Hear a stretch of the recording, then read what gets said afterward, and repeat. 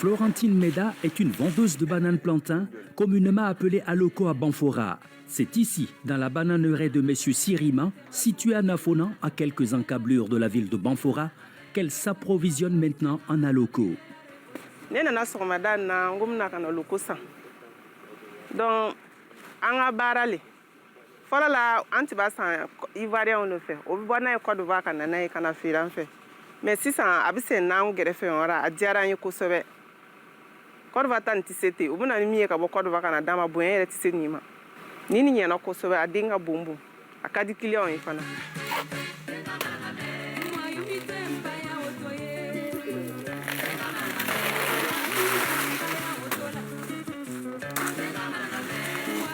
Autrefois producteur de bananes douces, M. Siriman s'est lancé depuis l'année dernière dans la culture du plantain. Bon, comme tu vas à Corentin, le comme le gouvernement dit, il faut que je m'aille chez Café. Il y a un peu de marara. Mais il y a un peu de marara. Foitara. A furo il y a un peu de foitara.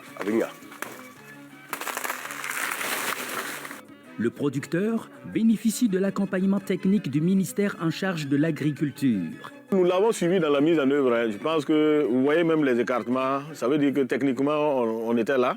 On a été présents depuis le début. Parce que les agents ont suivi une formation, ils sont revenus. Alors, et c'est cette mise en œuvre-là qui est là. C'est le temps des récoltes. Vous voyez la grosseur des régimes. C'est vraiment formidable. Et pour une première expérience, en tout cas, nous l'encourageons beaucoup à poursuivre. Voilà. Donc, la superficie là, il doit carrément grouiller pour qu'on puisse carrément étendre ça. Mais c'est ça, il y a des métars dans le cadre. Mais c'est à Bouyatou, même quand il y a ça va être nané.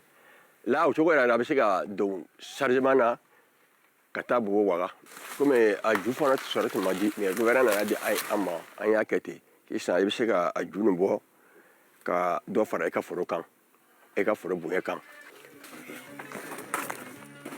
Là, nous sommes dans l'exploitation de M. Sidiki Sanou à Baman, dans la région du Guérico. Bon, comme il y aura une fana jarara, à Diana Chokomi.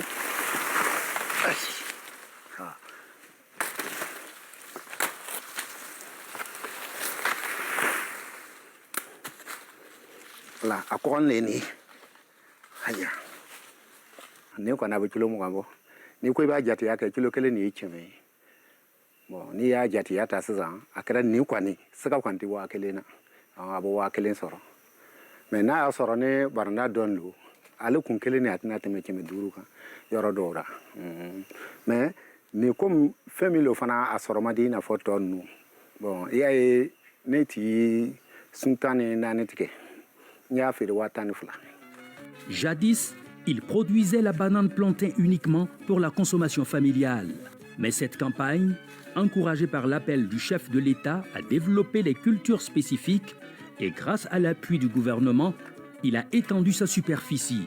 Ale be anga prédanga kuma la batolu lo ambara parce que London est un Instagram journal frela nya yeko oui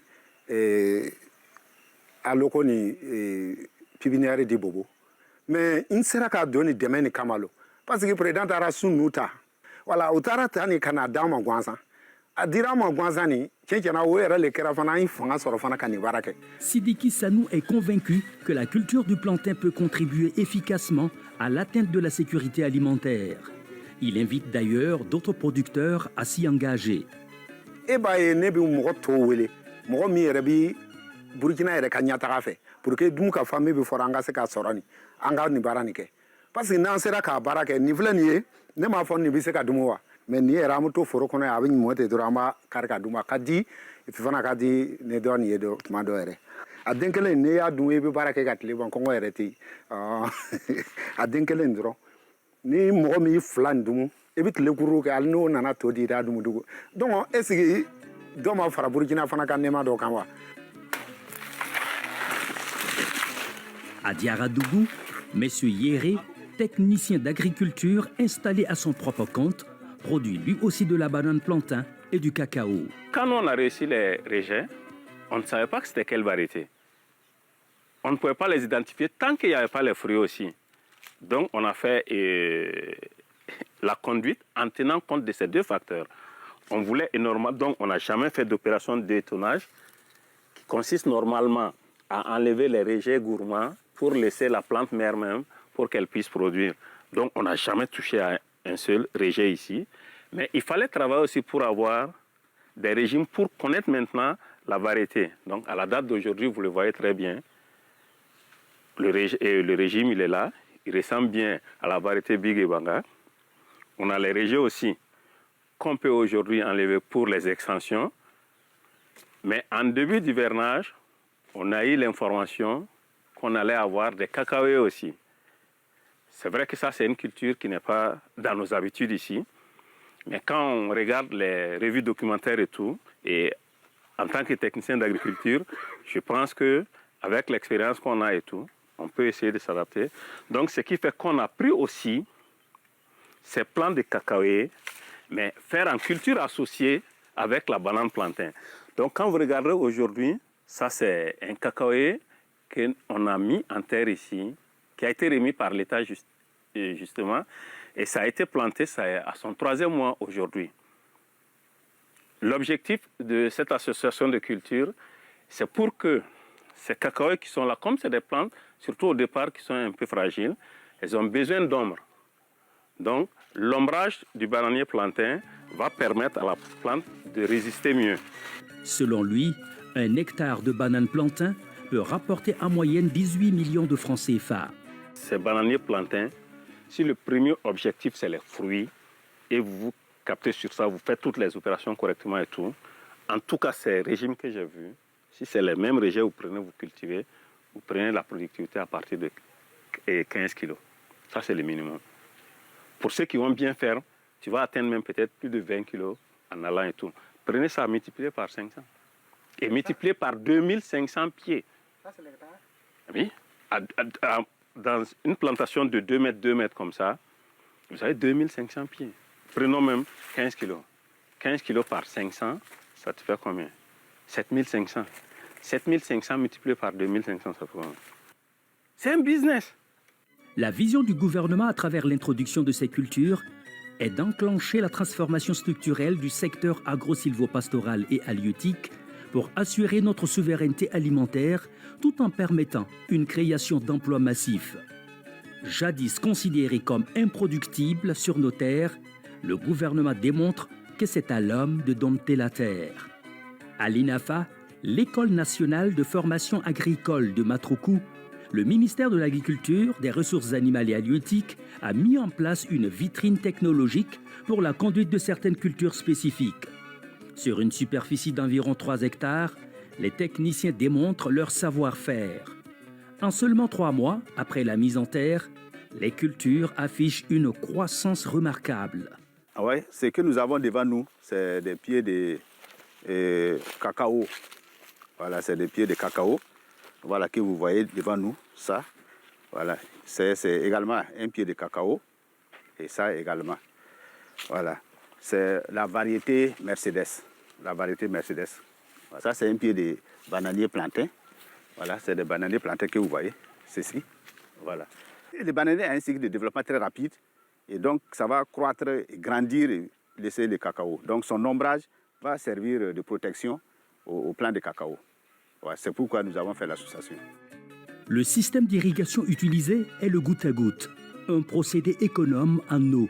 On peut régler de sorte à ce que l'eau sorte, jaillisse et ça peut atteindre les 2 pieds. Ces pieds, c'est un pied de cacao et ces pieds-là, c'est un pied de bananier plantain. Donc cette manière d'irriguer permet en même temps d'irriguer les 2 pieds. Au bout de 2 à 3 ans, on va espérer avoir quelques caboches de cacao.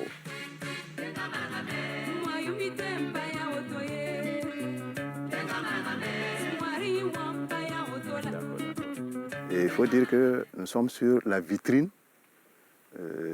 bananier cacaoé que les plus hautes autorités du pays ont voulu mettre en place pour permettre donc aux différents acteurs d'expérimenter ce genre de production qui, jadis, il y a un passé récent, personne n'y croyait. Ce champ sert également de cadre pédagogique. Alors donc, ce site également nous permet, en tout cas, de montrer ou d'initier nos apprenants à la production de ces cultures-là. D'autant plus que ces cultures font partie des modules enseignés à l'ENAFA de Maturku. Également, les universités, au niveau national, même au niveau international, qui ont en tout cas le besoin d'apprendre comment on produit la banane plantain et le cacao dans un environnement tropical, eh bien, le site va servir en tout cas de tremplin pour améliorer en tout cas leur apprentissage.